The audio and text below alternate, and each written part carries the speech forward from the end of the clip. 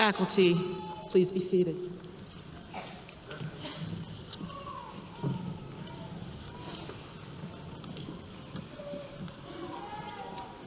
As the Dean of the University of Colorado Law School, it is my tremendous pleasure and honor to welcome all of you to this commencement ceremony celebrating the class of 2025. Woo!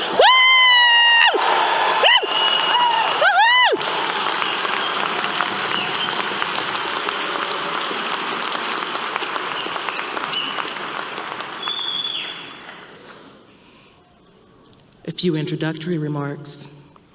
First, I'd like to extend a special welcome to Judge Elizabeth Brodsky, this year's Order of the Coif recipient.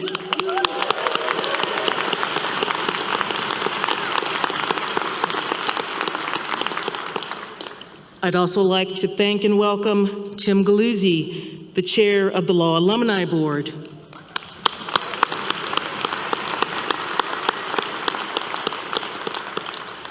I also thank and acknowledge all other members of the Law Alumni Board, past and present, along with all alumni of Colorado Law. You are the lifeblood of this school, and I thank you.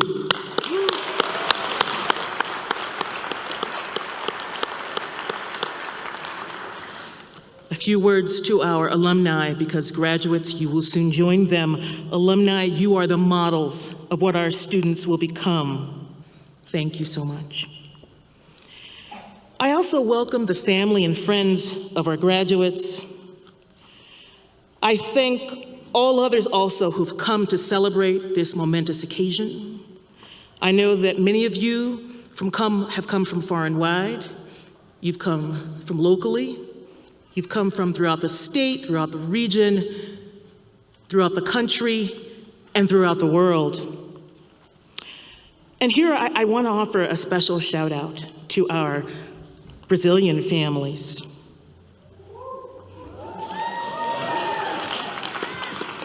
And just a moment, onde estão nossas famílias brasileiras? Bem-vindas, bem-vindas!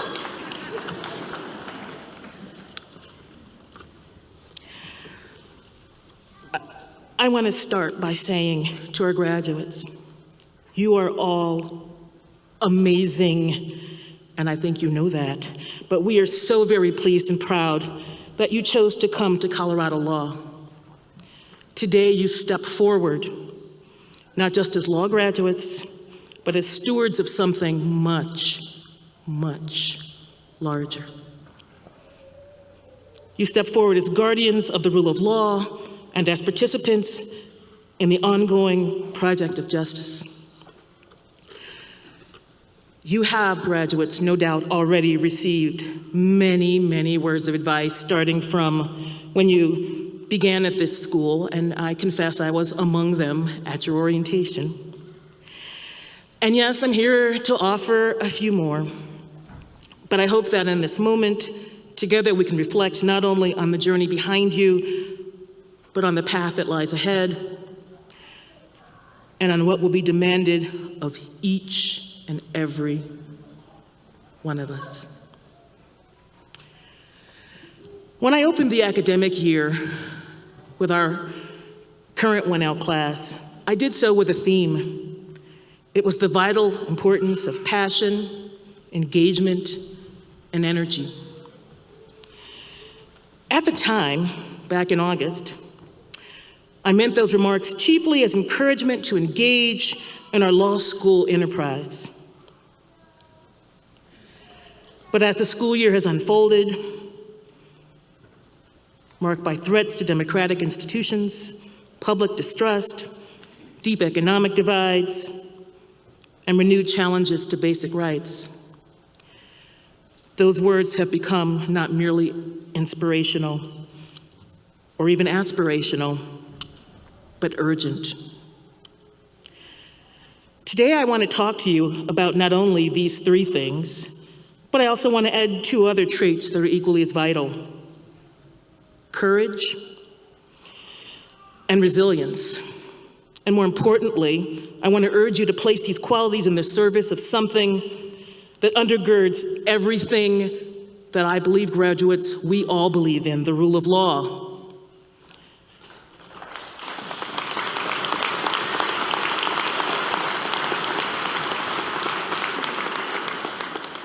The fragile but essential agreement that power must be exercised through principles, not whims, that justice must be available to all, not just the privileged few, and that we as a society are bound by, even if not shared ideas, but shared ideals, and especially the ideal of a civic compact, even in times of disagreement. Let me illustrate the power of these values through the story of one of Colorado law's very own, someone that some of you may have heard of, and some of you may have even known him. I'm referring here to the late Justice Luis Dario Rovira, Colorado class of 1950. Born in 1923 in San Juan, Puerto Rico, Justice Rovira journeyed far, both geographically and institutionally, to reach Colorado. He was drawn here, as I think so many of us were, by a dream, and he arrived with fierce determination. While a student here, he was known for his warmth, his leadership, and a deep commitment to community. He served in student government, and he did something that is very little common these days. He became the student body president for the entire Boulder campus as a law student. That's how engaged and well-known he was. And he built relationships across boundaries and across lines of difference. After graduating, Justice Rovira would go on to become the first Latino state court judge in the United States.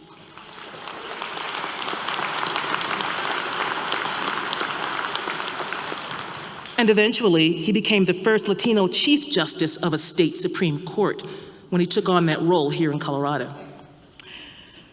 But you know, and for those of you who may have heard of Justice Rovira,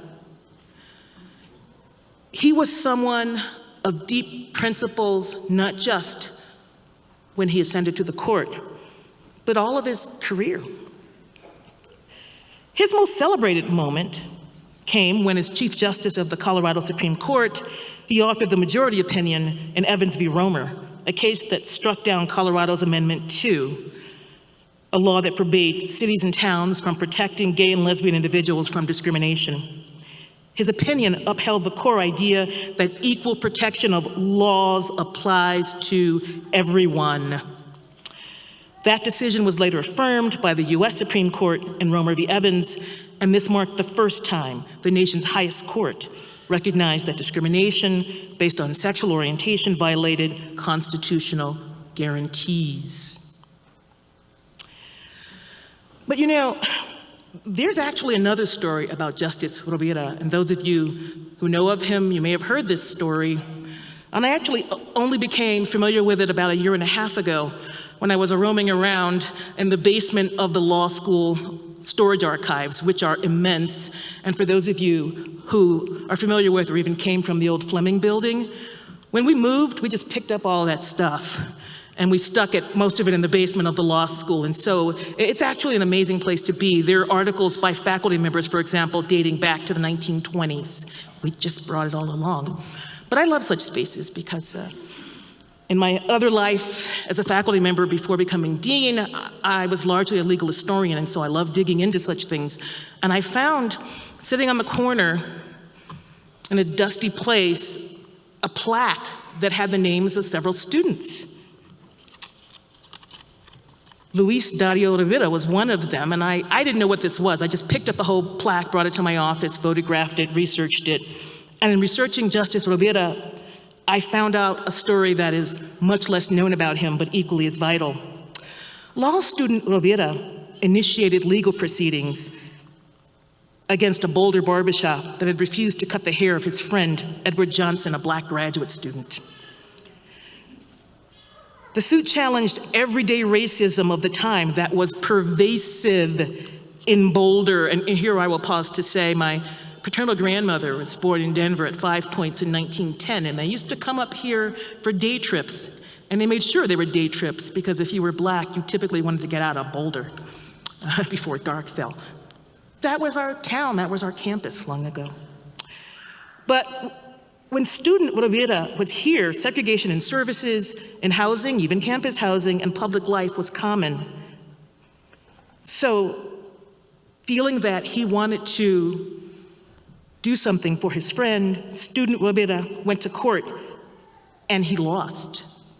The lawsuit, however, sparked widespread protest. Faculty, students, and members of the Boulder community who cared about these matters organized boycotts, and eventually Boulder started to take down the barriers that prevented Black members of the community and of the campus from participating fully in civic life and campus life. Justice Rivera's life teaches us many things, but above all, it shows us what it means to live by the values we claim to believe in. He lived not for acclaim, but for justice. He spoke up and he told the truth when it was easier to be silent. And he kept moving forward even when the path was hard or lonely or unclear.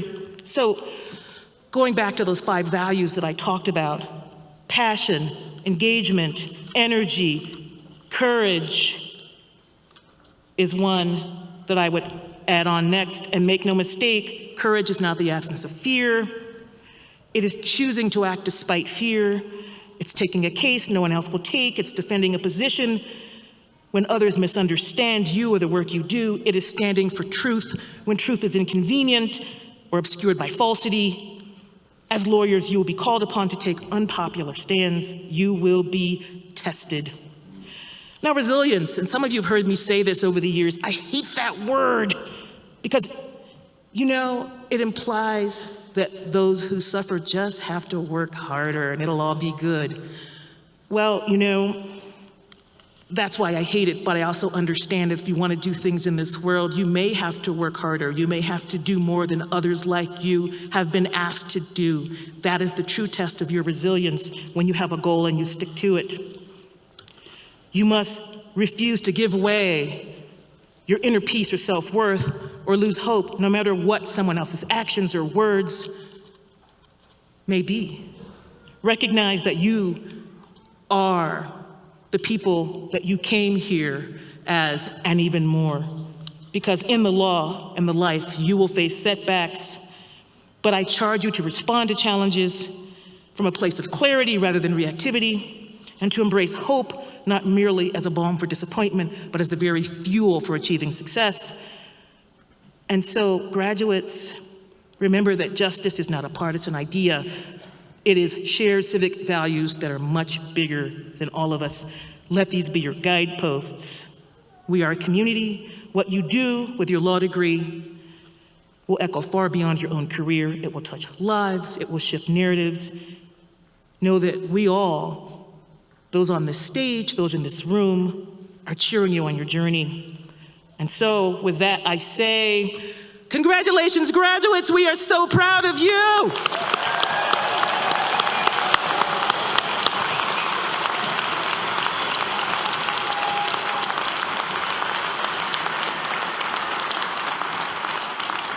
I now want to take a moment as we gather here to note that we honor and acknowledge that the University of Colorado Law School is on the traditional territories and ancestral homelands of the Arapaho, the Cheyenne, and the Ute peoples.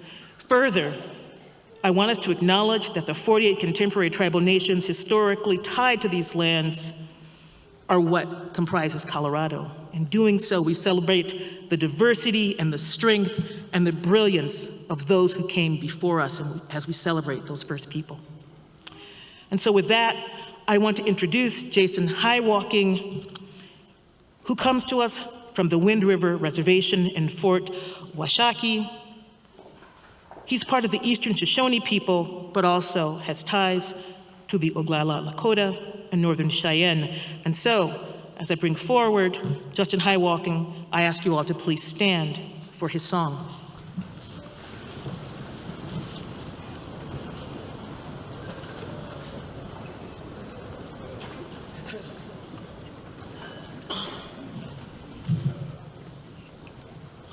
Good morning, everybody. Before I begin, I wanted to share a few words of encouragement for the graduates. During these challenging times in our world, we have to remember and embrace that we're all different. And to get through these challenges, we need to remember that to share compassion and kindness with one another, to get through these challenges and not hatred and cruelty. So, graduates, I encourage you to use your knowledge to share it with your relatives, your family, and the people. So, take courage. So, I'll start.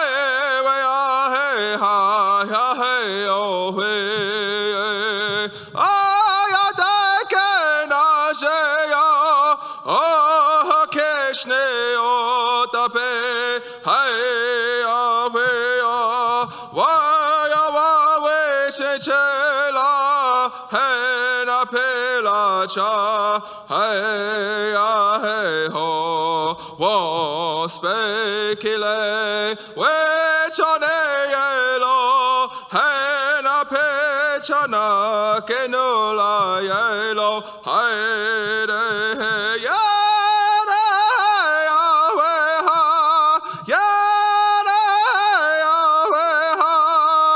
Yahweh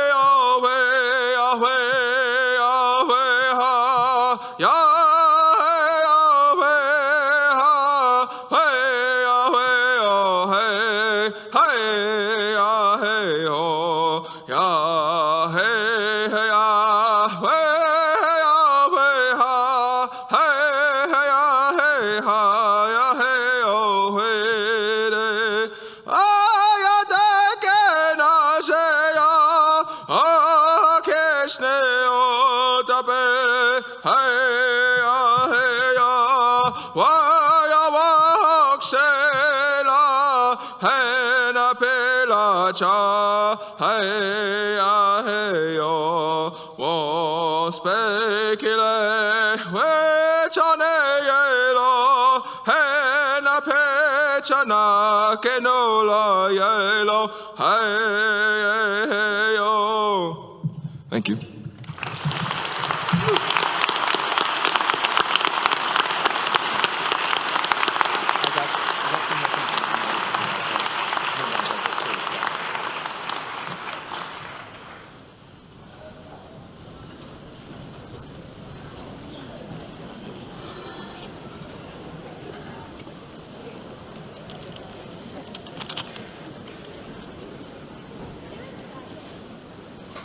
Bienvenidos a todos. Mi nombre es Violeta Chapin. Soy una profesora de leyes aquí en la Universidad de Colorado. Y todos estamos muy felices y muy orgullosos que nuestros estudiantes se están graduando hoy. Nosotros sabemos que todos los graduados aquí han tenido éxito en su vida con la ayuda, el apoyo y el amor que sus familias y amigos les han dado. Mil gracias a todas las mamás, los papás, los abuelos, los hermanos y hermanas, los primos, los vecinos, todos aquí que han caminado juntos con nuestros estudiantes en este viaje.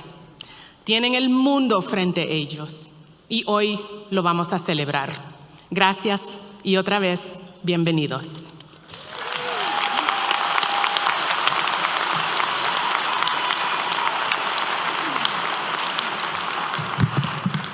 Good morning. On behalf of the faculty, it's my great pleasure to be with you to celebrate the class of 2025. All right, so the class of 2025, it's the beginning of the ceremony. I have a couple of announcements. First of all, I'm not Fred Bloom, Blake Reed, but I have good news for you. Second announcement, Fred Bloom is in the building. Ooh. All right, now calm down. You got some opening acts to get through first. Be patient. In all seriousness, we could not be more proud of each of you for overcoming the numerous challenges that you have faced to be here today. And to all of your family members and friends here with you today, thank you for supporting all of our graduates throughout their journeys. You know, just as we do, what amazing people they are, and we share your joy in their accomplishments. All right, it is my privilege to recognize our graduates who have excelled academically. Law school requires commitment to serious study and rigorous understanding, not only of the law, but of its impacts on the world and the people it affects. We vigorously debate legal doctrine, but with the goal of realizing our shared commitment to the rule of law and to the collective values enshrined in our Constitution. And so the graduates that we appoint to the Order of the Coif have demonstrated a high level of excellence in realizing those commitments. Only the top 10% of the class is eligible for membership because grades are not yet finalized. I promise we're working on it right after the reception, and we'll keep going. It is our tradition to recognize the top 15% of graduates at the end of the fall semester. They're noted in the program as candidates for membership in the order. Please join me in congratulating them.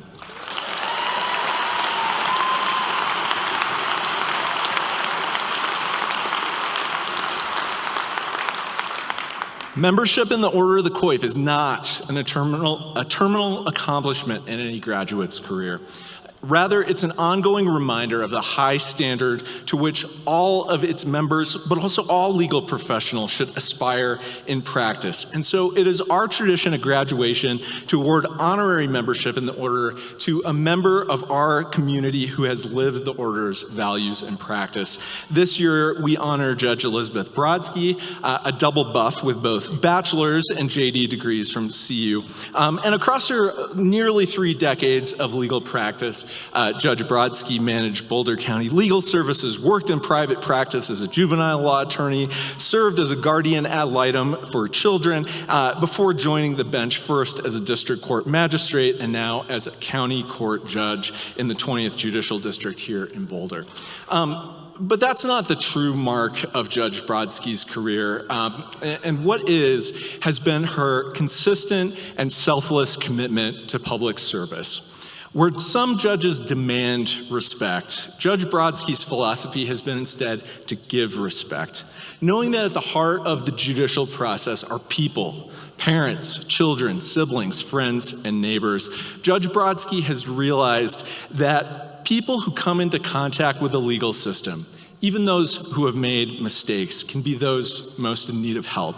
And with that recognition, Judge Brodsky has worked tirelessly in and out of the courtroom on initiatives to ensure the availability of free and low-cost legal services, mediation and treatment, collecting and donating books to incarcerated people, volunteering at her local food pantry. Judge Brodsky is also committed to imparting her spirit of public service to new legal professionals, making countless guest and adjunct appearances here at Colorado Law, and mentoring the many student interns and externs that she hosts in her chambers. And Judge Brodsky even works with the mother of our dear departed colleague, Christy Martinez, to continue Christy's tradition of making baby blankets for new moms entering the legal profession.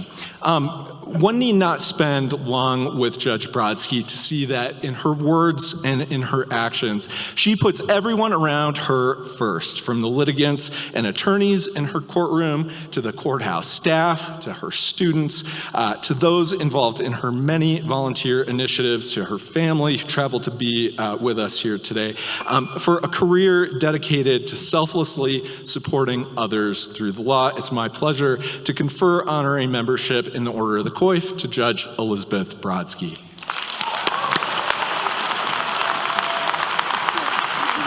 Oh, I got a thing for it. It's not toppy. Excellent. All right, Professor Blake, Dean Innes, my esteemed colleagues, and the graduating students, I am truly humbled to be standing here with you all.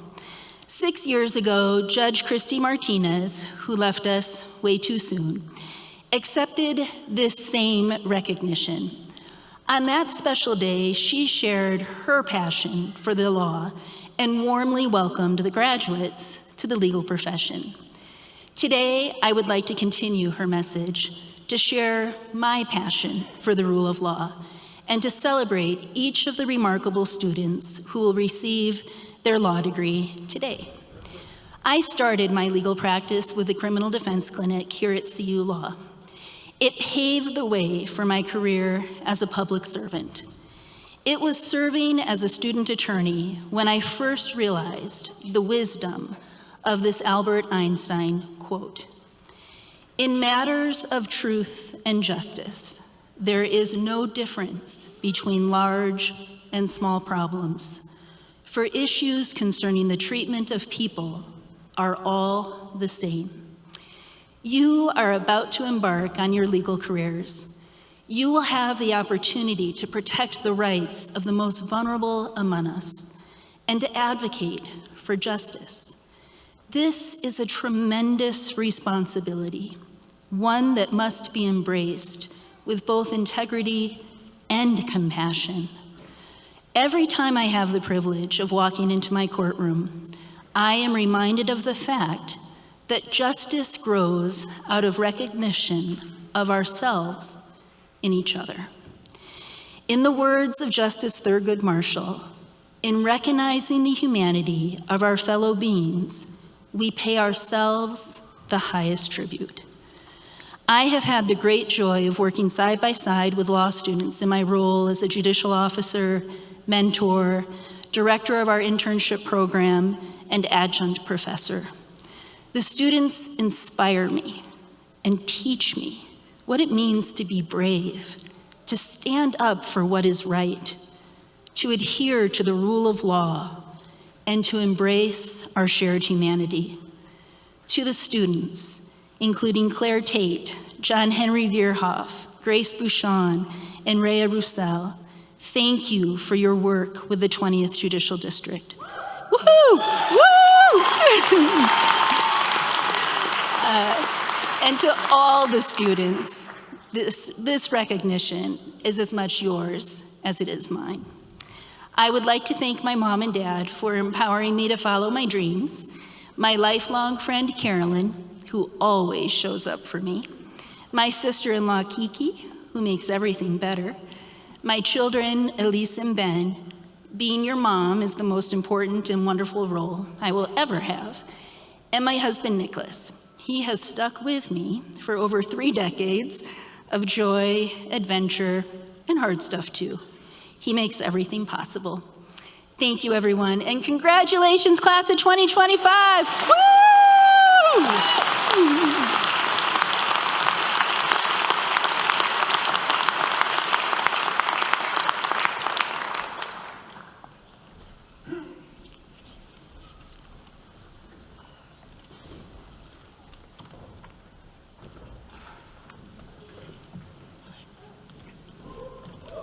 Hi. I guess I don't need no introduction. But good morning, esteemed faculty, friends, family members, and of course, my fellow graduates. Congratulations, we did it, we're here. Sitting here today, we have officially survived the late nights, the nonstop reading, and the countless lawyer jokes from our closest loved ones. Here we are at the finish line. And I've been told I have about 2 to 3 minutes to speak, but in the spirit of entering the legal practice, I'll be rounding it up to 6. At the end of this 3-year journey, less for some of you, I want to reflect for a moment on where we have been together. Each of us came to law school with big dreams, dreams of becoming big-time deal makers and litigators, or at the very least, someone who could explain what a tort is. My understanding is that it's still some sort of multi-layered cake, but feel free to approach me after the ceremony to tell me otherwise. We have all been so lucky to go on this journey in Boulder. So many of us came here for the natural beauty and opportunities for adventure. But it has been a privilege to get to know Boulder on a deeper level over the last 3 years. This is not just a town built on football, fishing, and farmers markets. It's also a town built on vegan ice cream and seeing a confusing number of Cybertrucks wherever you go. Side note, if anyone drives a Cybertruck here, I have great news for you. I know a lot of good lawyers. And as has already been referenced this morning, it has been a strange time to be entering the legal profession. We're going into a world full of uncertainty and injustice, but we were lucky enough to go into the best law school that ever existed in the Rocky Mountain region. This school truly is something special, though. Colorado law brought us together with a unique spirit of community and camaraderie for which I will be forever grateful. A gunner at another law school might tear pages from your casebook, but a gunner here at CU is someone who's skied for fewer than 10 days this year. Nonetheless, there is a powerful tradition of CU law graduates going on that changed the world for the better, and today, the class of 2025 proudly follows in their footsteps. We'll each go on to do amazing things. We'll fight for civil rights. We will advocate for a healthier environment. We will help businesses implement more stringent risk mitigation strategies for corporate transactions across multiple sectors. Whatever your passion, today we are in the home stretch. After the small hurdle of the bar, we earn a very special power. Legal representation is not just a job, it is a right, and it is owed to every single human being. And if this degree means anything to us, then we should not stand for anyone trying to cheat any individual from that constitutional right, or to punish us for upholding that oath.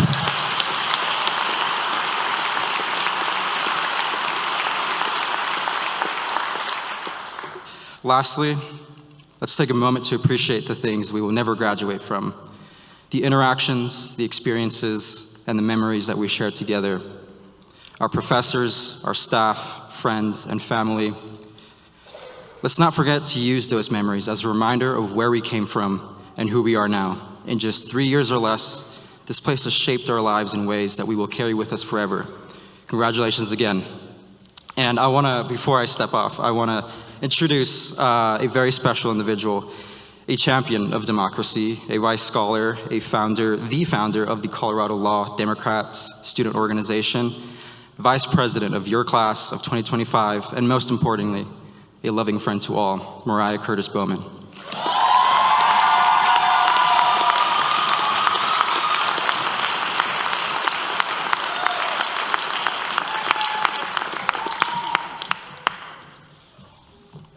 Thank you, Pablo. Hi, my name is Mariah, and I'm the Vice President of the class of 2025. There's so much to be grateful for today. Our friends and family whose love and support carried us where caffeine and naked determination could not. And our professors who raised us from wee caterpillars to the beautiful legal butterflies we are today. And I'm grateful for all I've learned in law school. I feel like a more empowered and confident human being and citizen. And I feel more assured of the value and service I can bring to others. But what I'm most grateful for today, above all else, is all of you, my classmates. In the class of 2025, we like to joke that we're the best class ever, and we joke about that because it's true. We are, top to bottom, a collection of really good, really funny, really fun, really smart people. One of the greatest joys of the last 3 years of my life has been getting to spend time with all of you. I like you guys so much. For those in the audience who don't know, our class is small enough that we all know each other, and we've all taken at least one class together during our time at Colorado Law. One of our professors remarked about us that we seem to have an extraordinary fondness for each other, a tenderness for each other's personalities and contributions that is unique. And she's right. But what connects us hasn't just been 3 years of cold calls or final exams. It's been 3 years of gaining the wisdom of being alive alongside one another. Some of us have given birth to brand new fresh babies or parented toddlers. We battled serious illness and helped loved ones through their illness. We fell into and out of love. We studied abroad. We grieved loved ones. We came out of a global pandemic. We had our hearts broken by world events. And through it all, we've watched each other grow and supported each other in the hallways and classrooms and commons. And while I've learned invaluable information about the Constitution and civil procedure in law school, I have learned the most from seeing the world through your eyes, from your vulnerability, bravery, and humor. Thank you for sharing yourselves with our community. Living alongside you for 3 years has also given me a great deal of hope, not just because of our deep determination as a class to make the world a better place, but because of our different imaginations about how to do so. Given the enormous challenges facing our planet and our country today, we will need all of our imaginations about how to save the world and how to contribute personally and professionally. We will be called upon to use our abundant empathy to take care of one another and our neighbors. We will be called upon to use our ample courage to stand up for each other and to stand up against attacks on the Constitution, the rule of law, and the independence of our profession. Thank you, each of you, for all you do and all you will do to imagine and work for a better world. We need you. On the precipice of a legal career and a new chapter in my life, I know that the friendships I've made here and the love, leadership, and wisdom of all my classmates will continue to guide me into the wild unknowns of my life, will be what I carry with me into a country and a world where the future is uncertain and unsettled, will be what I lean on for joy, inspiration, sustenance, and strength. And I know there could be no greater gift from a law degree. From the bottom of my heart, thank you for 3 beautiful, challenging, growth and laughter-filled years, for all that you will contribute to this world as lawyers and as people. We're so lucky to have you. I've been so lucky to have you, and I miss us already. Next, it is my great honor to introduce you to our indomitable and fabulous treasurer, Libby Gorski.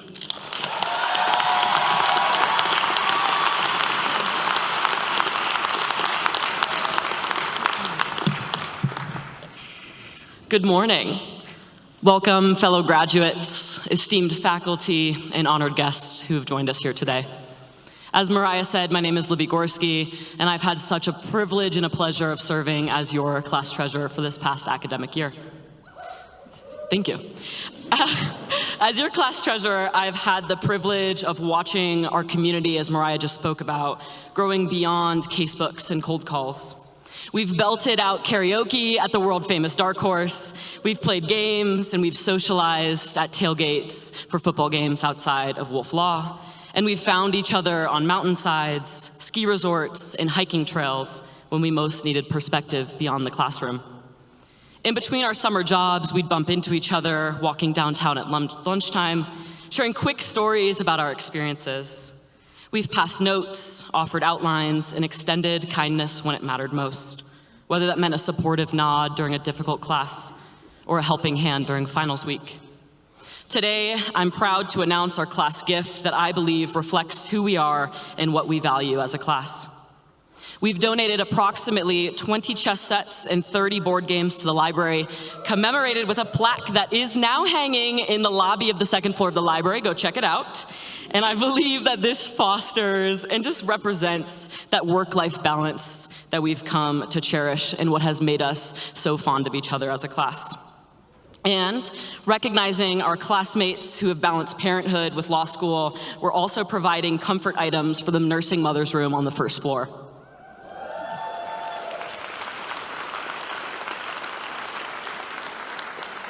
I believe these gifts represent what makes our class so special, our commitment to one another and creating spaces where everyone can thrive.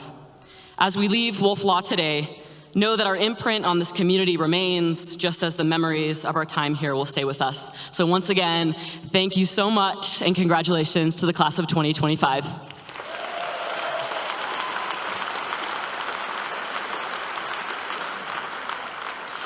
It is now my honor to welcome up the LLM class rep, who I was absolutely blessed to have as a mentee through the International Law program. She is a Brazilian attorney, the one and only incredibly selfless and hard-working Andressa Gonzalez de Souza.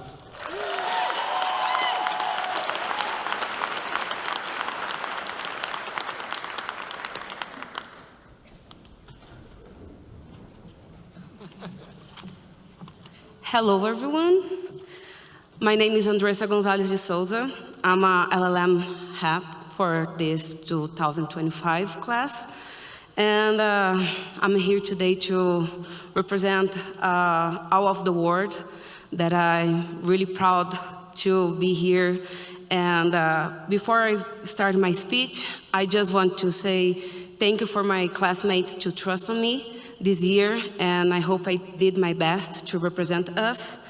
So, stand here today, I feel a mix of pride, relief, because we passed through the cold calls, and pure emotion.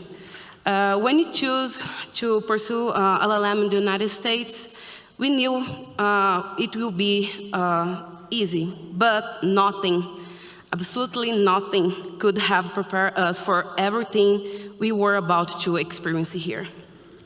We arrived full of expectations, but also full of questions. Will I be able to keep up? Will I adapt? Will I find my place here? And slowly, with a lot of effort, the answer took shape. Yes, yes, we did. Each one of us faced our own challenges with the language, with homesick, with adjusting to a new legal system that sometimes felt like an unsolvable puzzle, but we did it together.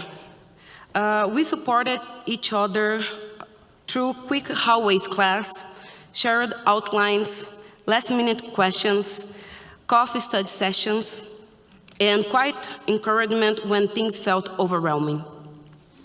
We've learned more than just law here. We've learned resilience, empathy, and how to rebuild ourselves in a new world. We've learned more sorry, I'm nervous. I wrote again. So today, we are not just lawyers with a new diploma here, but we are transformed people, braver, more aware, and forever connected across borders.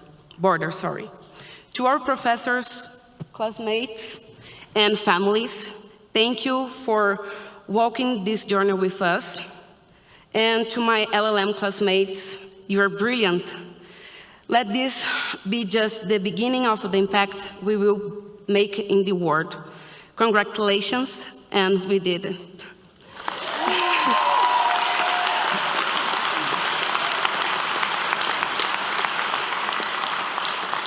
And just final words. Thank you for our family who supported us here. Thank you especially for the JGs here this year who took us and stand the hand for us. Don't treat us just like one more here, like, oh, it's really special the way I received the kindness from the CU school. So I really appreciate the way I felt here, and thank you so much.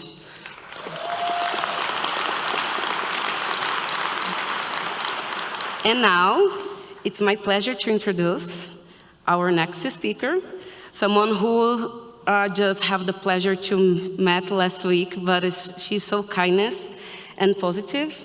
So welcome to Lania Chick.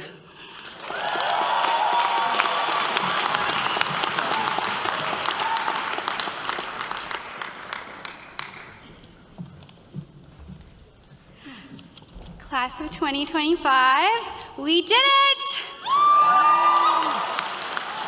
My name is Linnea Cheek, and it's my greatest honor and privilege to say a brief few words about our class's keynote speaker, Professor Bloom. Professor Bloom is not just our keynote speaker, but also one of our most beloved professors. I can speak on behalf of all of us when I say that the class of 2025 is deeply grateful for all of his contributions to our education. Whether it's in Civ Pro, Fed Courts, or evidence, whether it's in the hallway or through an email, whether he is buying our lattes or ice cream or bagels, he is vigorously committed to our success and well-being. He nurtures us in a way that is very personal, and he is one of the reasons that we all made it here today.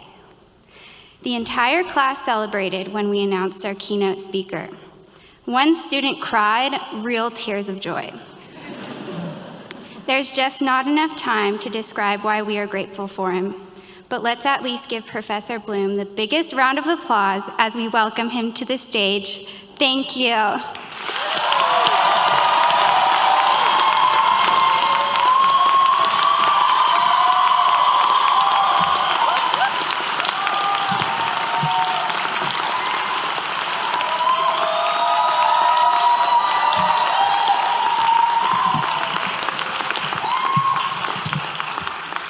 So I have been informed that there are some questions about my attire. Good, fair questions, no doubt, about the shoes, about the watch, and especially about the hat. Yeah, mostly about the hat. But I'm not sure, all things considered, that these questions should be coming today from you. I mean, take a look at yourselves. You look fantastic, of course, brilliant with a sense of real accomplishment, glowing with that feeling of well-earned pride. But let's be real. You also look, all of a sudden and maybe a little reluctantly, a bit like those of us up here on this stage. Which is to say, and please take this with all due affection, you also look completely ridiculous. Gowns and hoods and graduation tams on each and every one of you. Of all days, my friends, today is not the day to ask about my hat. But today is the day to celebrate, to commemorate, and indeed to graduate.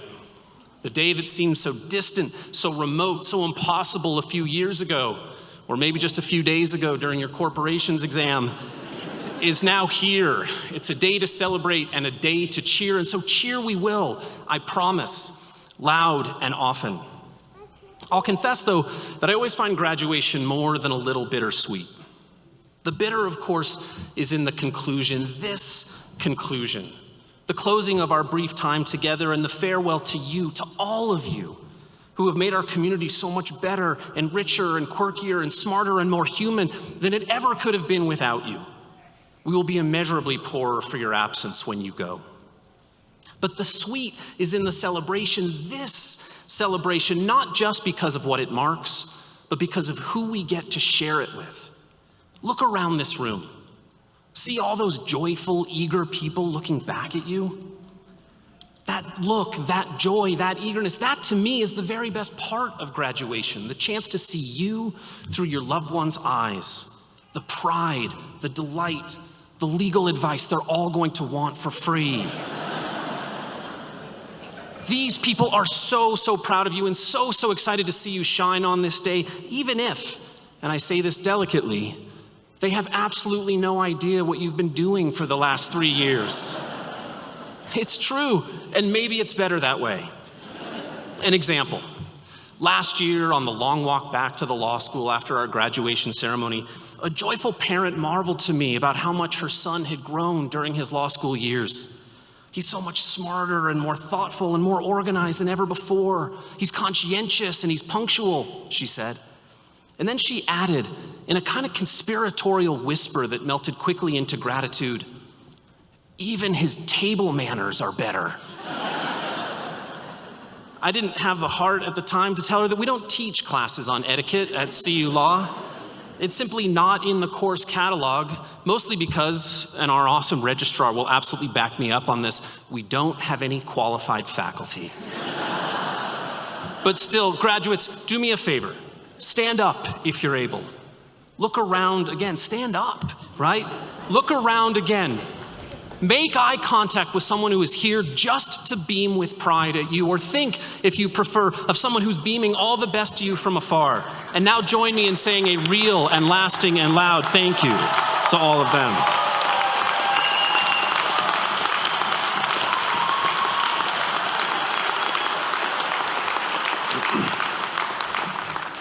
Now, fair warning, graduates, have a seat. I'm going to ask a couple more favors as we go.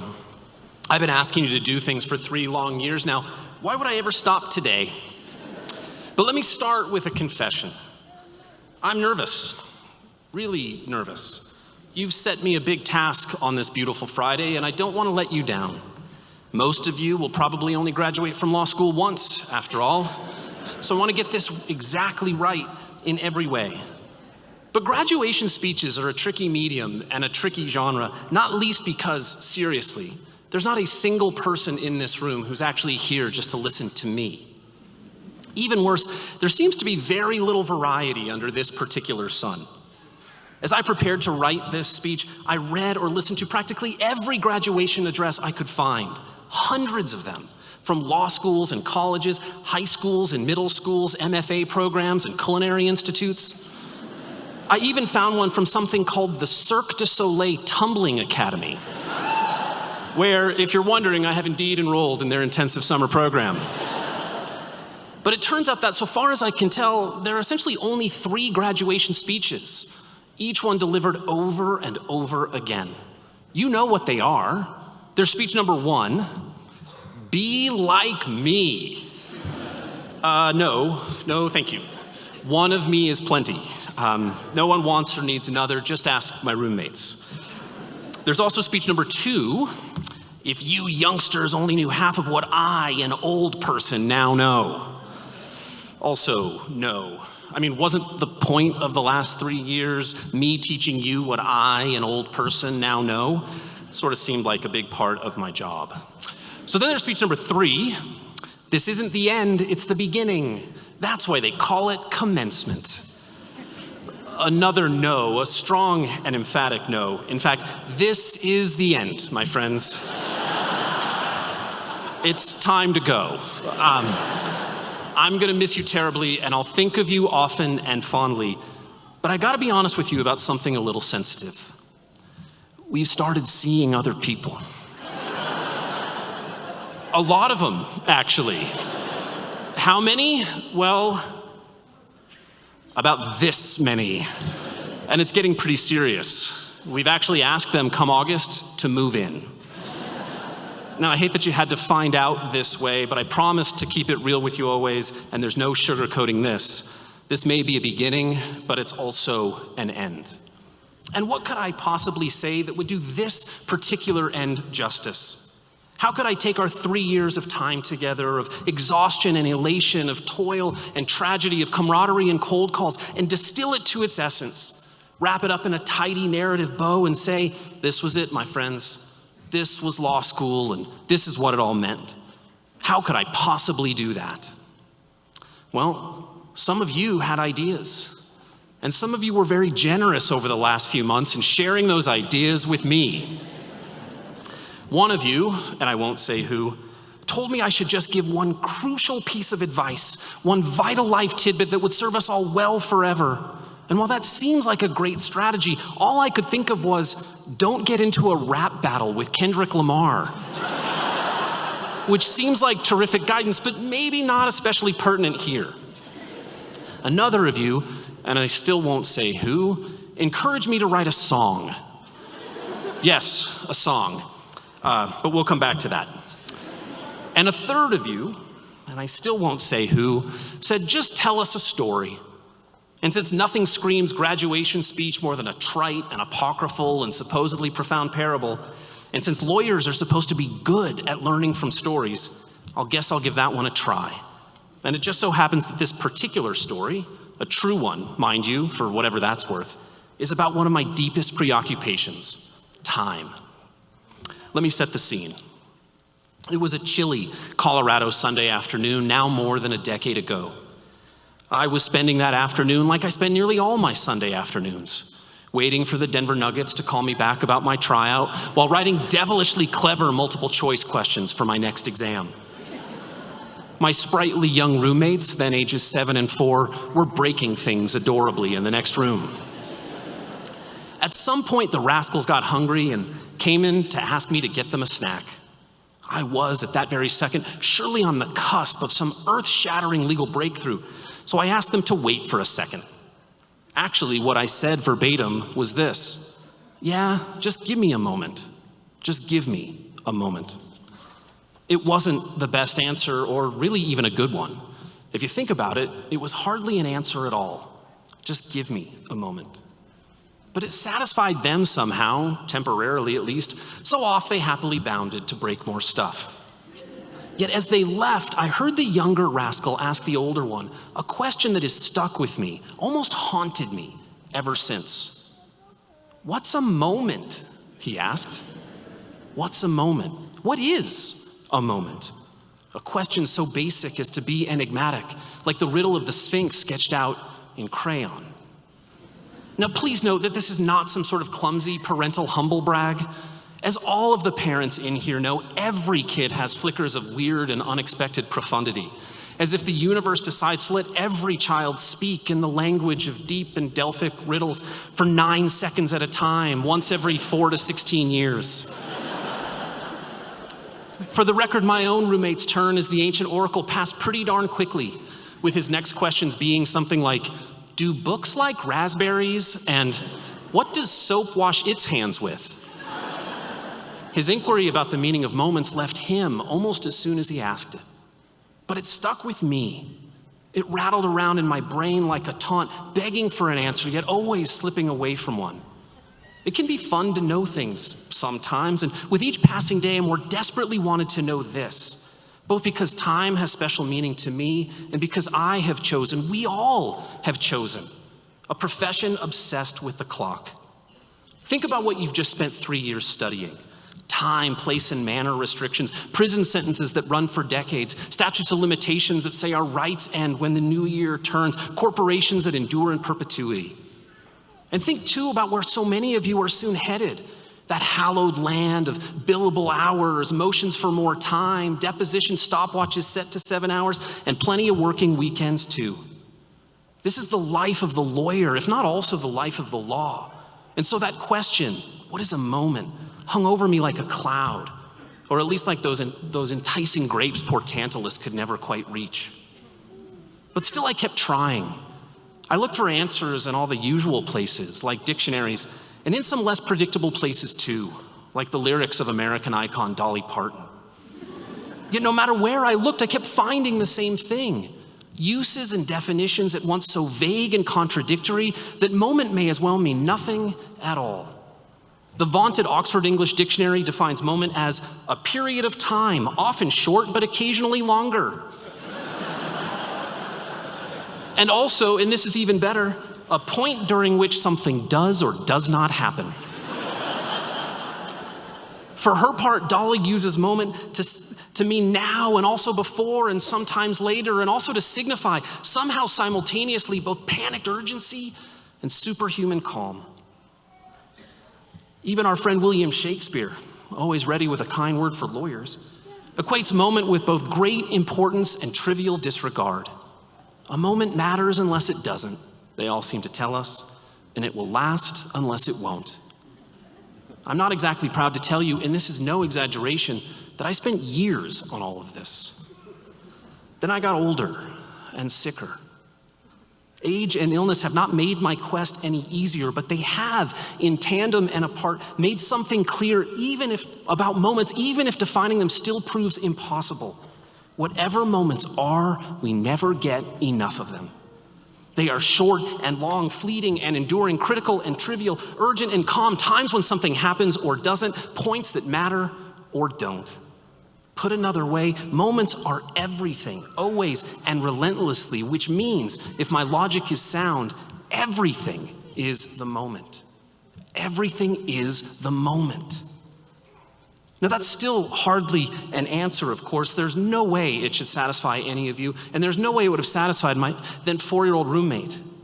Like so many of you right now, it probably would have just left him impatient, confused, and more than a little bored. But if it's not really an answer, it's still absolutely the point. Everything is the moment, so this is the moment. That's the lesson, if not the answer. That's what matters. That's why I'm so grateful to have shared these years, these moments with you. That's why this ceremony is sure to be set in amber, both frozen in place by forever and multiplied by memory as the years tick by. And maybe that's why our profession is so fixated with keeping time. Not because that fixation is healthy or fair or free from abuse, but because in the end, your time, your moments are the most valuable thing you as lawyers will ever have to give. Ours is not a uniformly popular profession. Someone probably told you this already, but I'm still going to give you the straight dirt now. Lots of folks dislike lawyers. What we do can seem exploitative, mercenary, opportunistic, ugly. And that ugliness often seeps like a poison into how we act, how others think of us, and even how we think of ourselves. The trends here are alarming. But there is another, more hopeful way to think about what we do, or at least what we can do as members of this noble calling. And this other way of thinking starts, it seems to me, with considering why so many don't like us in the first place. They don't like us because all too often we see others at their lowest. When they are injured and vulnerable, when they are angry and exposed, when they are hopeless and embarrassed, when their marriages have cratered, their bodies have been broken, their lives have been shaken, or their businesses have failed. They don't like where they are, so they don't like who sees them there. And that, for ill or for good, is us. No, I'm not sure we'll ever change how others think of us. Thanks to grumpy old folks like Shakespeare, the haters have a really, really big head start. But I would ask you to be thoughtful about what it is that you're doing, and even more than that, I would hope that you will be kind and generous and forgiving in how you think about yourselves. Very few people think of lawyers like they think of doctors. Ours is not a healing profession, at least in most minds. So it's no surprise that we have no comparable therapeutic creed, no lawyer's Hippocratic oath. But think, please, about what good lawyers can do. They can give of their moments in ways that help make people's lives better. And there is nothing more sacred than that. Of course, doing all that will take skill and guts and patience. It will require you to speak uncomfortable truths, to shoulder others' pain, to log unhappy hours, to eat meals on public transit, to stand strong against richer and more powerful adversaries, and to indulge the whims of folks more selfish than you. Sacrifices every day that will seem all the more infuriating for being so mundane. It won't come easy. You will forget and you will falter. You will make small mistakes and big ones. You will want the world to treat you better than it often seems to want to, and you will wish all the time that you could just tune out, eat a sandwich, call a loved one, take a nap. All things you should absolutely find the time to do. But you will also, all the time, have a kind of power that those you represent do not. To speak, to argue, to reason, and to turn the levers of the law in the direction of justice. And you will also, and this is just as important, have the sacred opportunity to use your moments to make things better, to save the failing business, to protect the polluted river, to keep the neglected kid in the classroom, or to hear the desperate client who really, more than anything, just wants to be heard.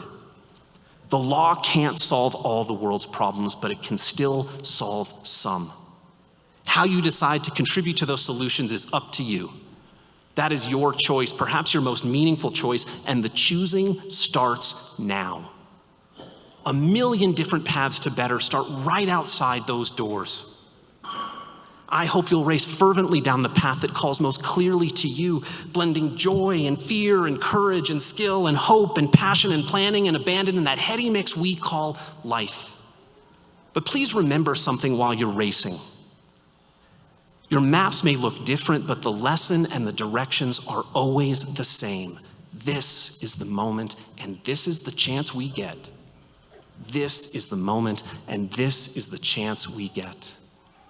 Now, please know that I'm not saying all of this to implore you backhandedly to seize the day or live in the present.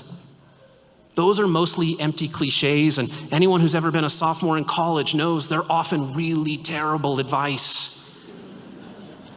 Please know too that I'm not saying any of this because it will be easy. Knowing that this is the moment, accepting that this is the chance we get, those will be all too often the hardest and most exhausting and most soul-crushing things you will ever have to do. But remember, I beg of you, that your moments are gifts limited only by your willingness to give. You have the opportunity to give those gifts in ways that will make the world better. Big ways and little ways, bold ways and brave ways, visible ways and invisible ones too. I hope you will give even when it's painful, even when it's mocked, even when it feels unpopular or risky or impossible, even when you know that no one is going to reciprocate. For this is the moment and this is the chance we get. This is the moment and this is the chance we get. Please let those words echo always and insistent in your hearts and in your ears. But let me ask you a second favor, graduates. I know for some of you that the last 3 years have felt almost interminable. So the idea of spending even more time here might strike you as odd.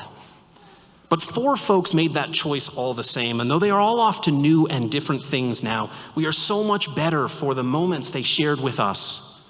Moments that, if my math is right, add up to almost 150 years of collective service to CU Law School.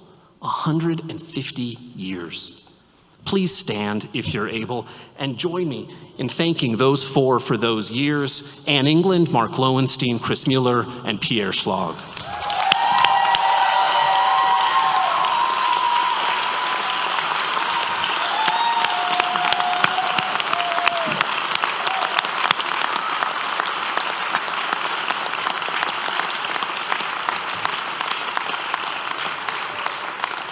Now, all four of those folks have remarkable stories.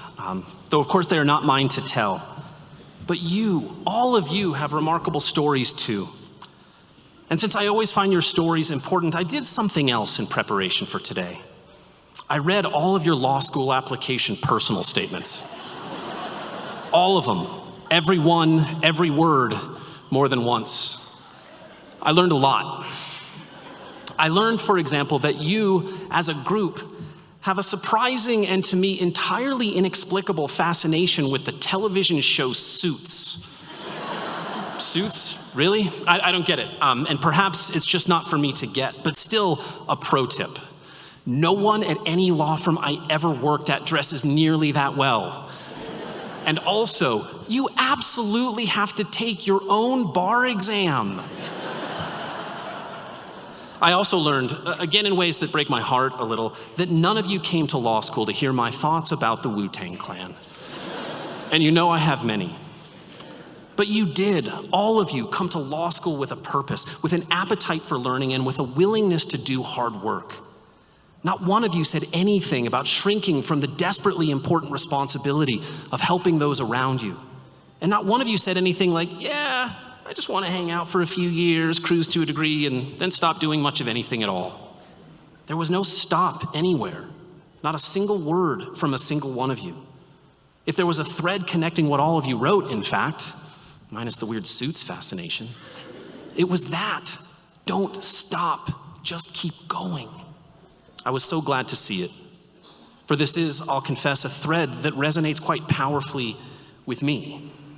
If anything, in fact, that simple, unglamorous, maybe boring idea, just keep going, might well be the tagline of my life.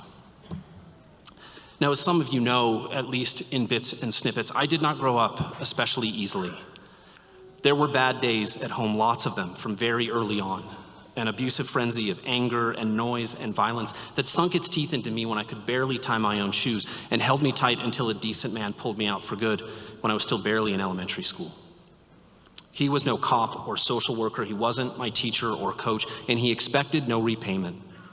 He was just a good person with no reason to act other than that he cared, and no reason to care other than that caring was right. The decade that followed was tough.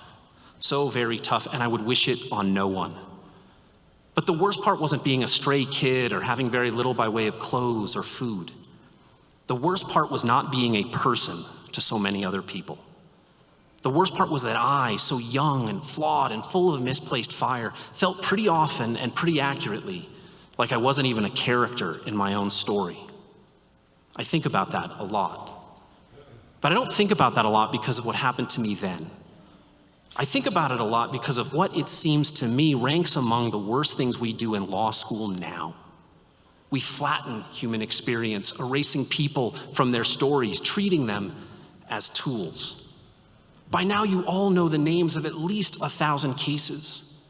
When I say words like Miranda and Pennoyer, Palsgraf and Obergefell, Barnett and Brown, something necessarily springs to mind.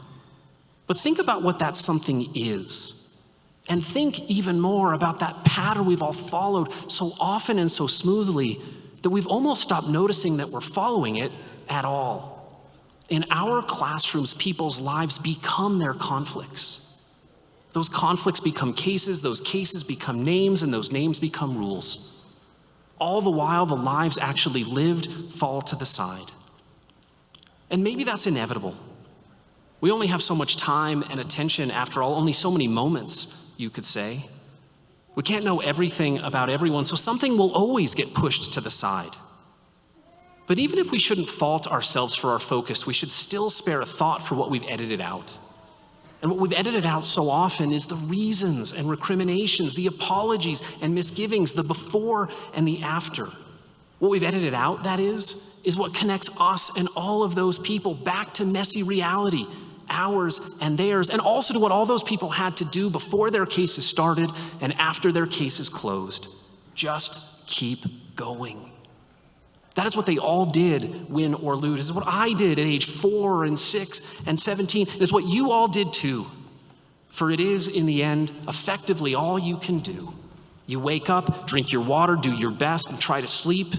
And then you wake up, drink more water, and try it all over again. There is no stop, and there is no stopping. For there is no triumph so resounding that it leaves no room for improvement, and no calamity so dire that it eliminates all capacity for action, revival, and hope. There is no light without some hint of shadow, and no shadow without the presence of light. Light, shadow, calamity, triumph. What do? All we can do. Just keep going. I realize there's nothing glamorous in this attitude, no genius self-help prescription or Hollywood biopic waiting to be made. But as all of you know, there is still something brave and encouraging and heroic, something distinctively human about grabbing the chance every day to try again, to take another swing, to pick up the pen and write this next chapter of your life anew. The only danger, the only line you cannot cross is the one threaded so gracefully through your personal statements from years ago. The only danger is stopping. As the great poet said, let everything happen to you, beauty and terror. Just keep going. No feeling is final. That seems about as right as anything could be, doesn't it? Just keep going. No feeling is final. Of course, it's much easier to say these words than to embrace them or even accept them. It will sometimes be so hard, so exquisitely, desperately hard to trudge forward against headwinds so strong that they threaten to blow you over. It'll only be harder to extend to others the kind of grace and generosity that will not always be extended to you because of your position, because of your profession, because of a revanchist culture that seems dead set on ignoring the humanity of our neighbors, and because of a technological imperative that seems designed to improve our lives primarily by removing us from them. It will be so hard to keep going. But you've done it before, all of you, and if you want any of this to matter, you have no real choice but to do it again. Just keep going. No feeling is final. I know this sounds uncomfortably cheerless and serious, not the breezy conquer the world stuff you might expect in speeches like this. But I'm not interested in the breeze or even really in the conquering. I'm interested in you and the lessons you'll have to keep teaching yourself day after day, year after year, to endure the slights and the jabs and the tough losses we all encounter, and to earn those small victories that maybe someday will add up to bigger ones. And what are those lessons? Well, you know the lyrics by now. This is the moment, for this is the chance we get. Just keep going, for no feeling is final. There's a beautiful cadence to that if you listen, a buoyant rhythm, if not much else. So So say it once more, at least in your head. This is the moment. This is the chance we get. Just keep going. No feeling is final. It's a motto, I guess, or a slogan, but much more than that too. It is a lawyer's creed, our healing vocation's forgotten oath. It is the benediction of a profession with the capacity to help others and the prayer of a generation with a world to save. It is a reminder of a 4-year-old's unanswerable question and a thank you to someone who cared in a way you'll never be able to repay. It is a commitment, it is a promise, and it is, in the end, our song. This is the moment, this is the chance we get. Just keep going. No feeling is final. Listen close, my friends, and you'll always hear those echoes, following you, guiding you. And on those days when the fight seems bigger than the fighter, maybe fueling you too. So let's close where we started and end where we began. And I mean, of course, with our clothing. You look like us now. You are us now. Newer and better, cooler versions, the latest models with longer battery life, and all the best upgrades. You have blessed us during your time here and outgrown us too. We have no more tests to give you. But the real test, the big test, the test of who you are and what you will do starts now. I will be cheering for you with all the hope I can muster, and I'll be wishing you so much more than luck. But it is time for you to go. It is time, finally and forever, to sing your song. This is the moment, for this is the chance we get. Just keep going, for no feeling is final. There's harmony in that, if not much melody. Meaning, if not much music. So sing proud, class of 2025. And please, graduates, do me one last favor. Stand up one more time, if you're able. Think of what you've done and what now you will do. Be as proud of yourselves as I am proud of you. And now let's give the biggest cheer of all, at long last, to and for all of you. Thank you, class of 2025.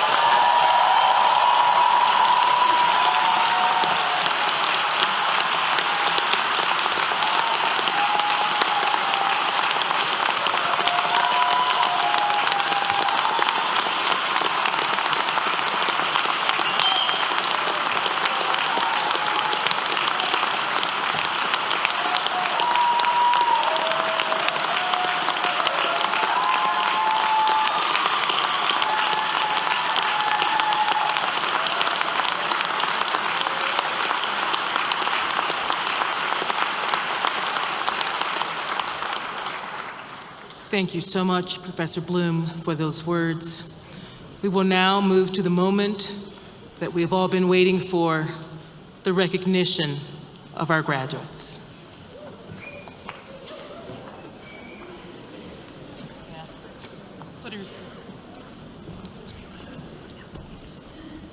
Thank you, Dean Innes. Good morning, everyone.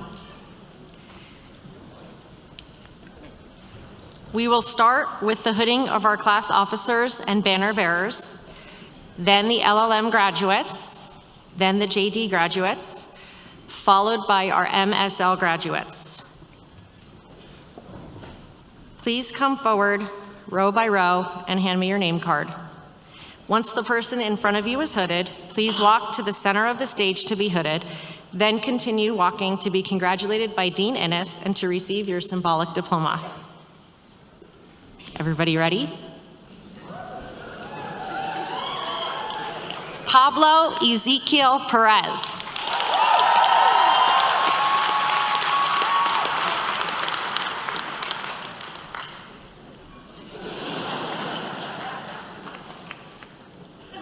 Mariah C. Bowman.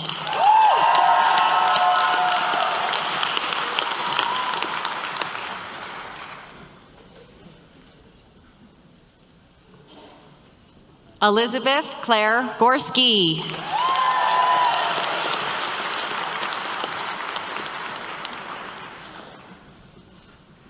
Linnea Francis Cheek.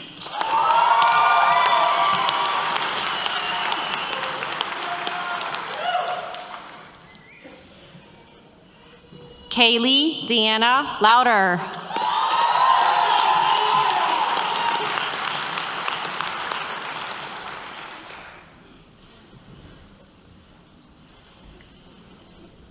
Devin Marie Schultze.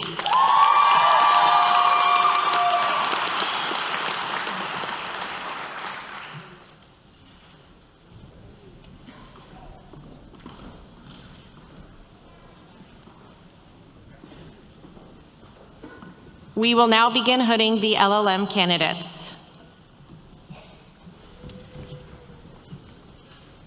Andresa Gonzalez de Sosa.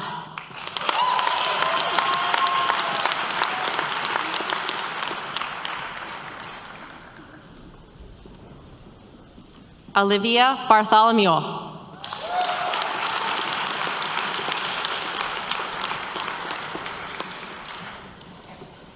Bato Batawi.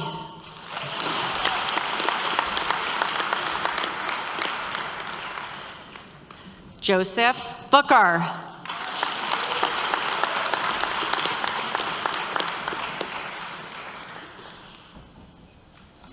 Nevin Grigich.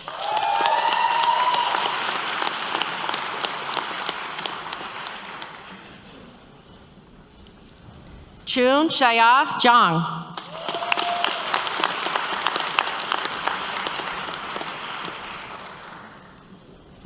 Mateus Lopez.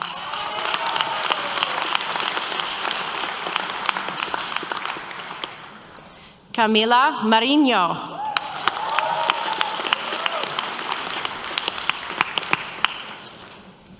Simran Maskey.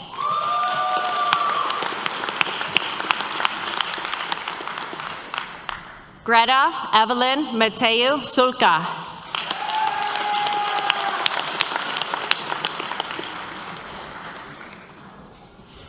Flavia Nasambu.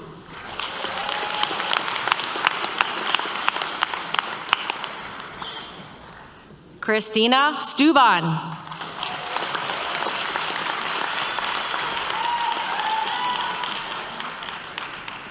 Carl Nye Williams.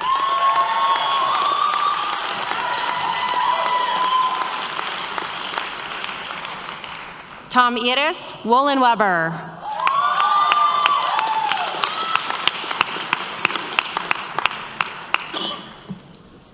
We will now begin hooding the JD candidates.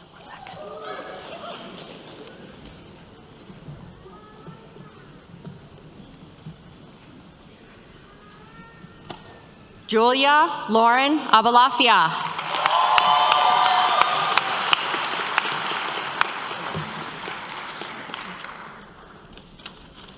Catherine Adams.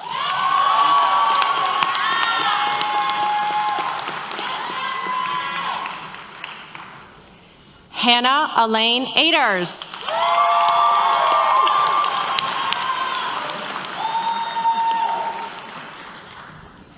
Zafar Asan.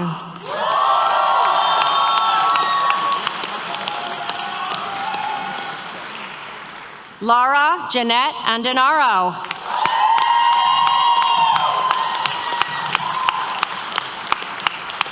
Daniel Mark Anderson.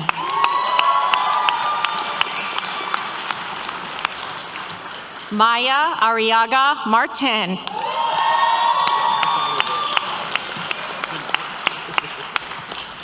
Annalise Haley Bennett.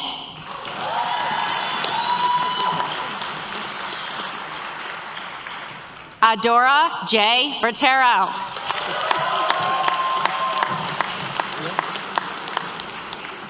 Nicole Sophia Bichet.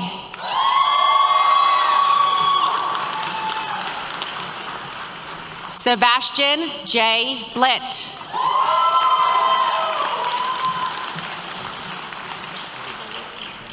Aiden Bodio Lamaki.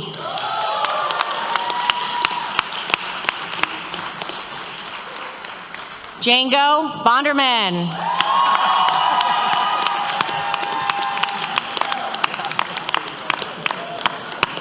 Caleb M. Booz.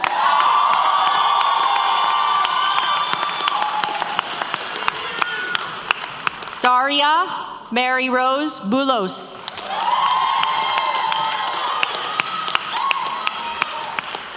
Mitchell Jackson Bradford.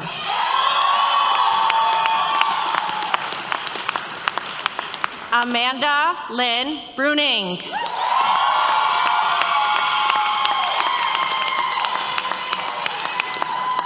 Jillian Rose Burnham.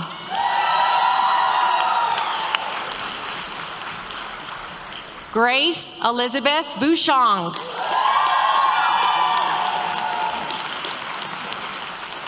Jacob Warren Carl.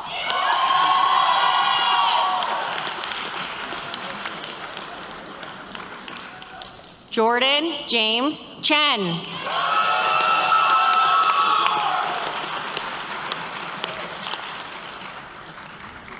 Maxwell Joseph Chavez.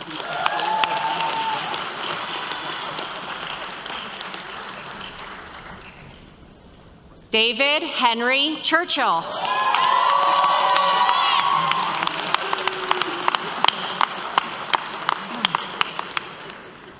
Acacia Marie Sarasunda Detman.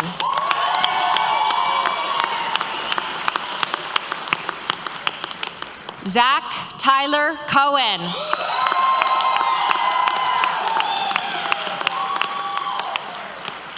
Reagan Marie Compton.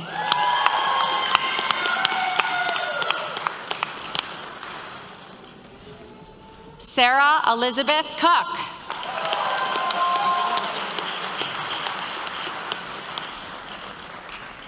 Nicola Cooper.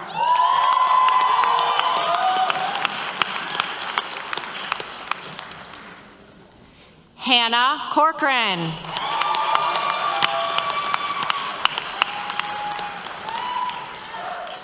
Taylor Raymond Corshane.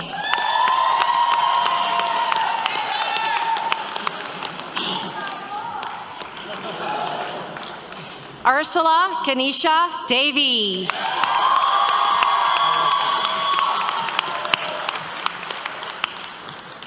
Grace Detweiler.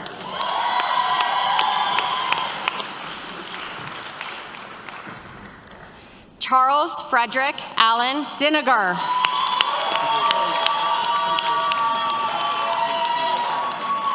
Zachary Michael Doobie. Delaney Reese Duplessis.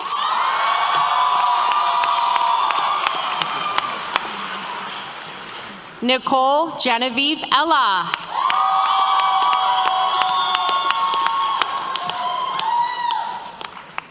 Tad Elliott.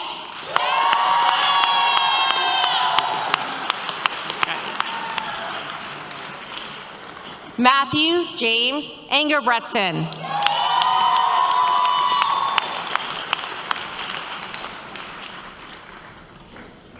Elsie Tennessee Evans.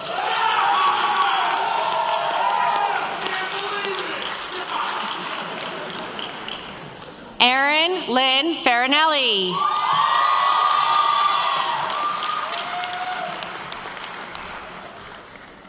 Will Featherstone.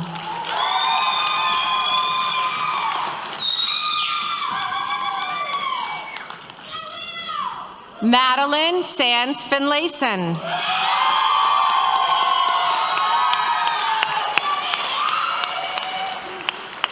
Brooks Fordham.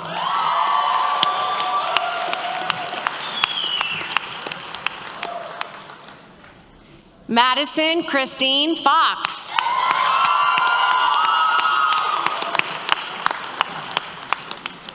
Greg Michael Francis.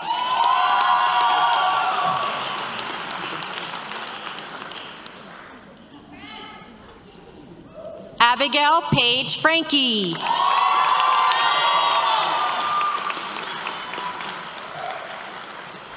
Tristan Wyatt Fromm.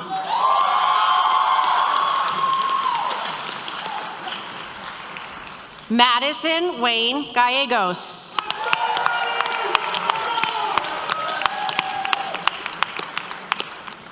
Kyla Mary Garcia.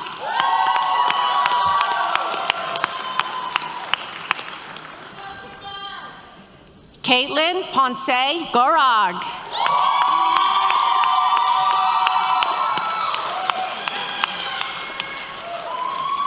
Niall M. Griffin.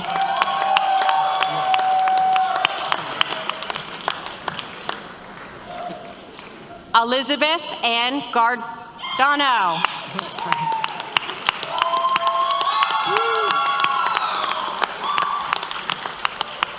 Matthew Joseph Hanna.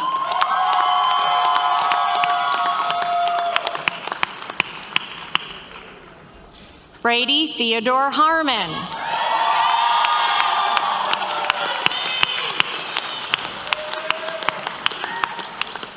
Colin Harris.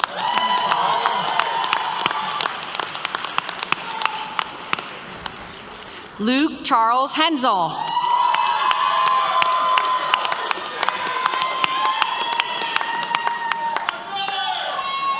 Christopher Wilcox Hoyman.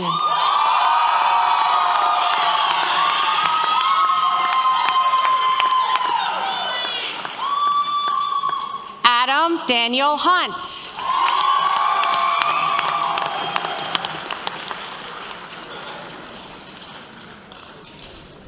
Davy Jaw.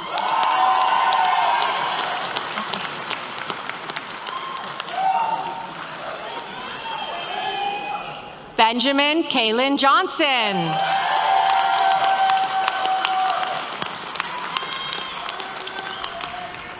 Victoria Faith Kelly.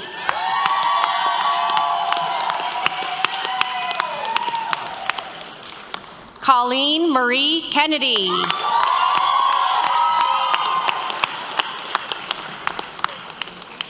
Robert Alexander King.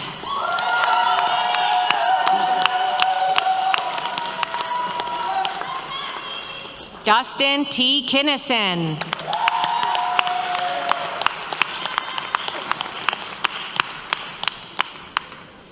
Peter John Kloppenstein.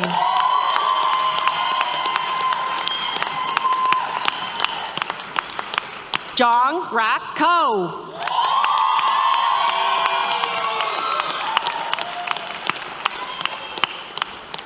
Blake Nathaniel Kotar.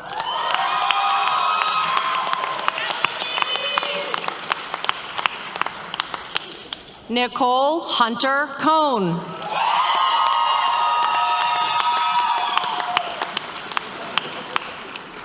Abigail G. Kovar.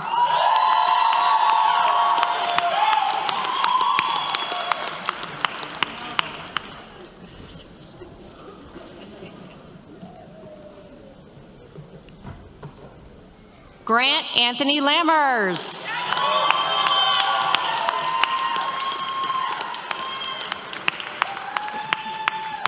Mackenzie Ann Lorenaga.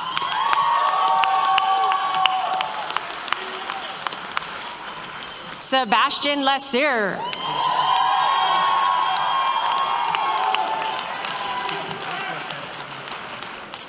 Garrett A. Leapley.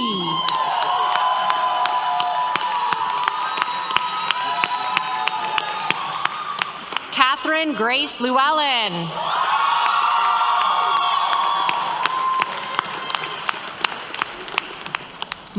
Mason Sultana Liddell.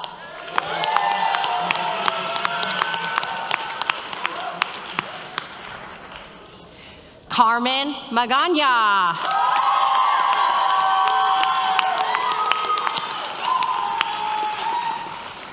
Haley Mayer.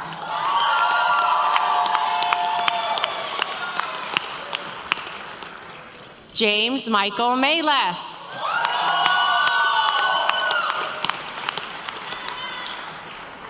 Alyssa Haley American.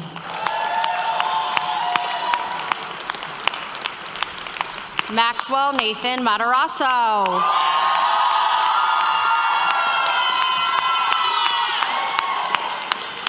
Michael Cormac Jeremiah McCarthy.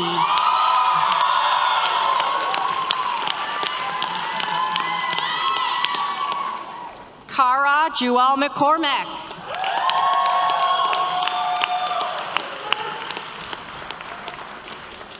Blake M. McDonald.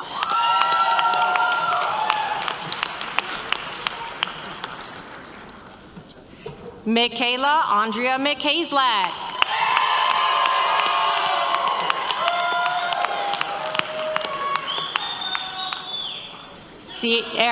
Sierra Meggett.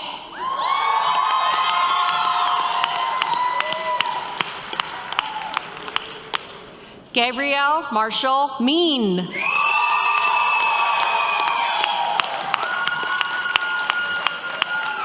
Michael Edward Meineke.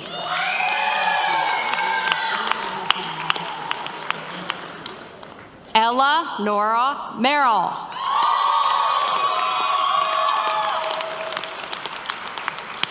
John Gerard Miller.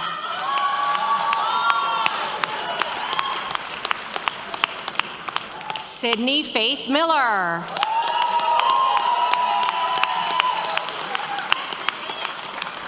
Sarah Miche.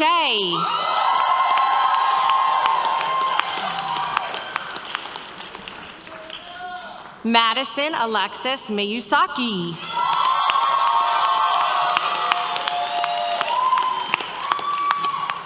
Charlie R. Morrill.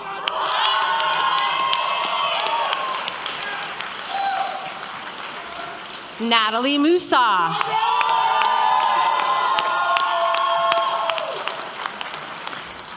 Maggie Mulhern.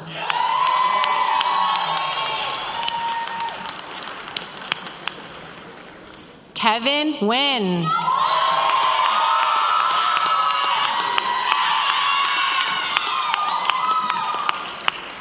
Ellen Marie Nicolasora.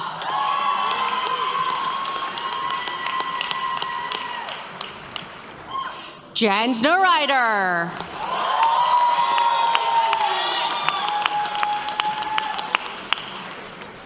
Kayla Marie Noble.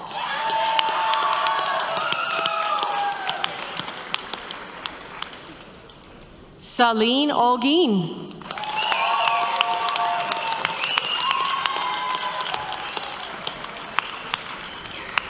Kevin Anthony Perong.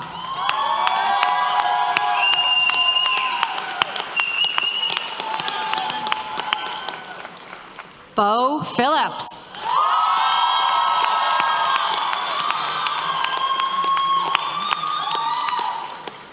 Sophie Pickering.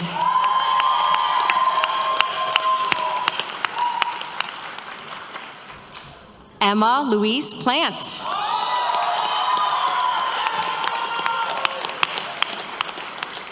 Emily Christine Protz.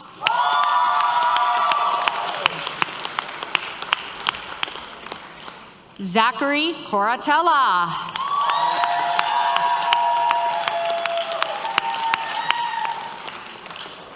Ryan Real.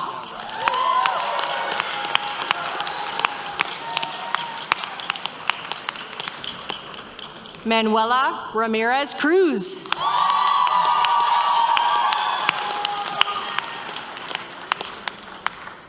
Jaislyn Ramos Andrade.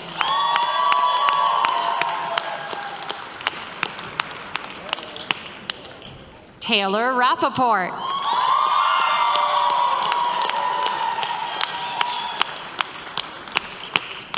Tristan Edward Robinson.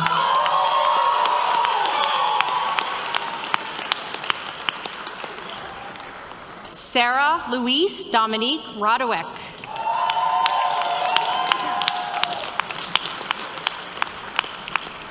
Rhea Olivia Roussel.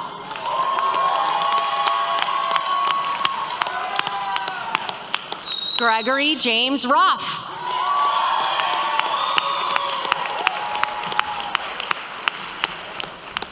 Raquel Ruiz Vickers.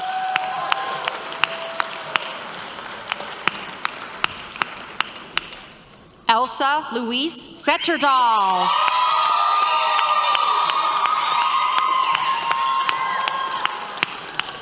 Mallory William Shaner.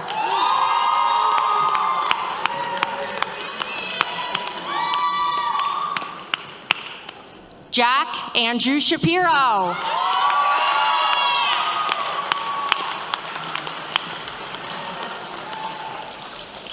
Robert Franklin Sherman.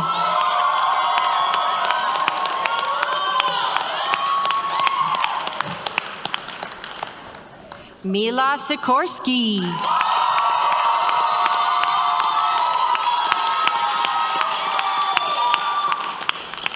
Oliver Skelly.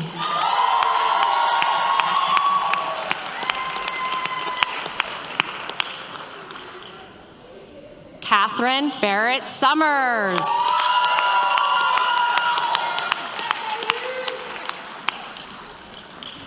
Sarah Elizabeth Sorensen.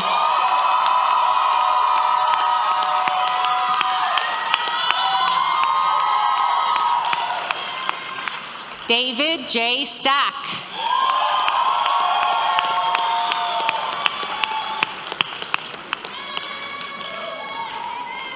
Aiden Molly Stearns.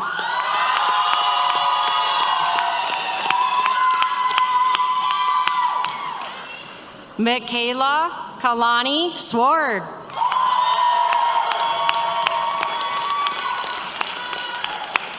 Caitlin Marie Severson.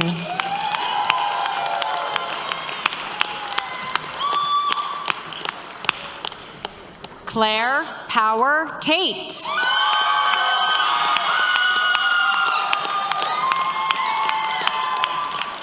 Natalie Fleming Tiegelman.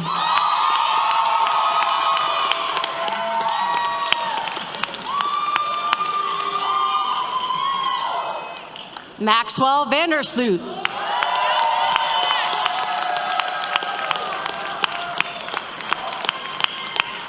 Grace Caroline Van Gorder.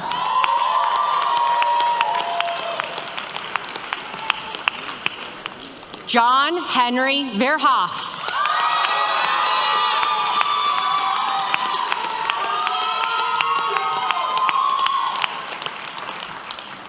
Maribel Alejandra Villanueva.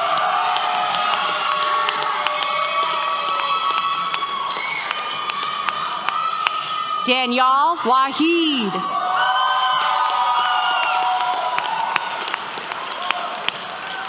Sarah Baldwin Walker.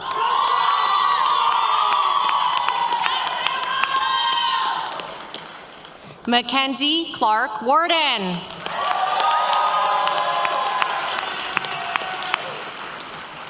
Patrick McGuire Watson.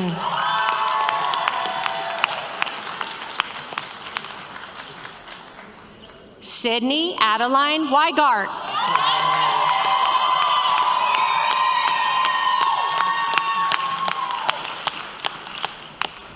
Shelby White.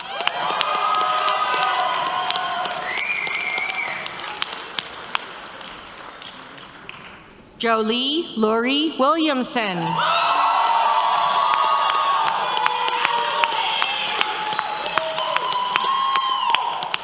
Brittany Worth.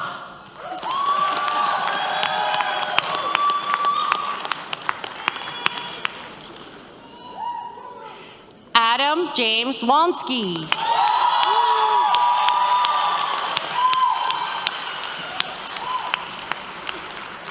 Benjamin Akira Yomada.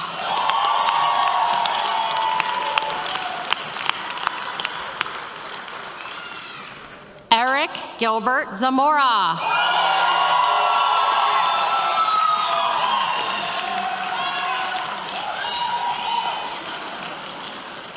We will now hood the MSL candidates.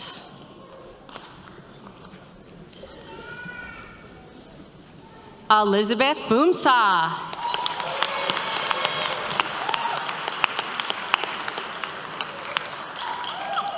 Gabriela Guadalupe Maria Guevara.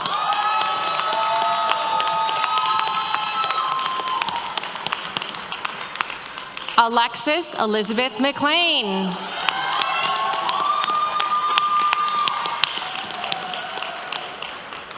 Tyler Cole McHugh.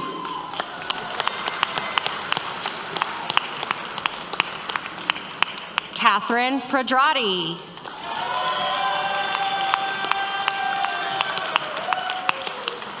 Sophie Helene Susan Peters.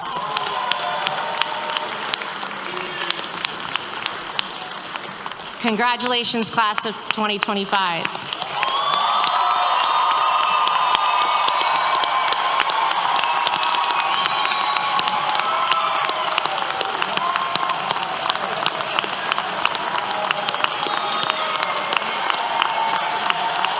Nicely done.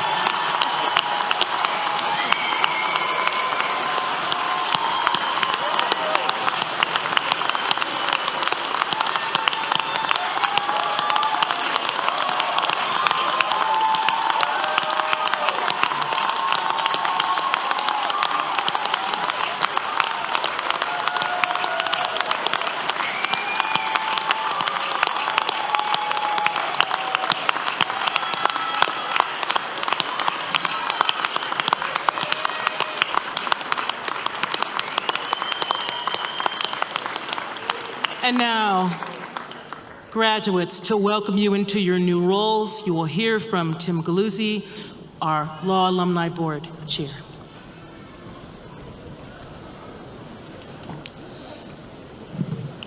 Good morning. My name is Tim Galuzzi. I graduated in 2014, and I'm honored to serve as the chair of the Law Alumni Board. This morning, you joined the ranks of over 8,700 fellow graduates of this fine law school. You are officially alumni of the University of Colorado Law School.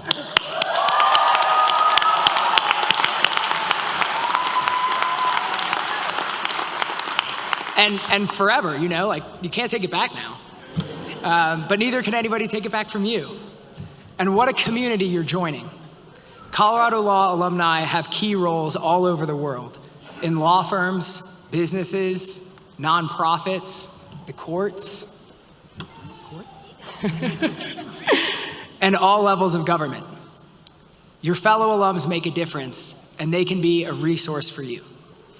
As alumni, we all share this common experience, so I encourage you to stay engaged with Colorado Law and continue to make meaningful connections. Participate in alumni events, attend continuing legal education offerings at the law school, and share your story with future law students. Know that your relationship with Colorado Law truly does last a lifetime. And as you begin your careers, please keep in touch with our law school. We're proud of you, and we want to know about your accomplishments. Congratulations to each of you, and welcome again to the Colorado Law alumni family.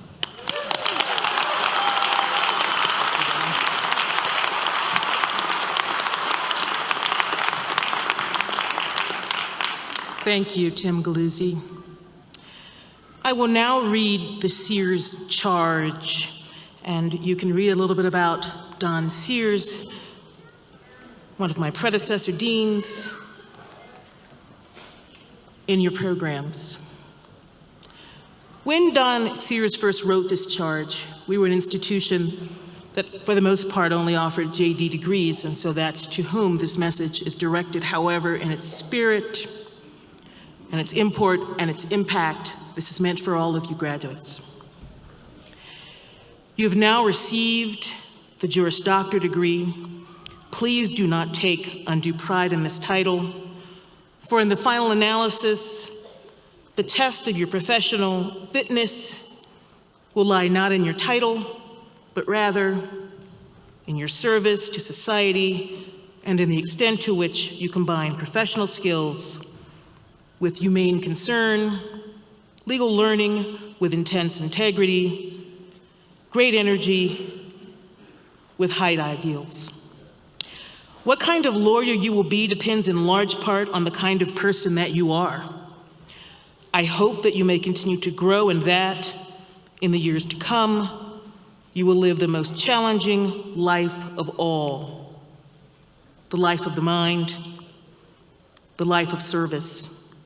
To you all, we wish great success in your chosen profession.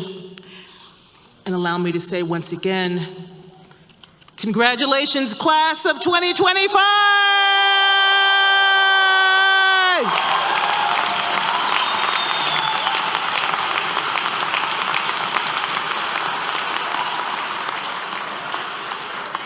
And now, treasured guests, I ask you to please remain in your seats as we have a processional featuring the platform party, the deans, the faculty, and last, and certainly not least, but rather first on this momentous day, the class of 2025.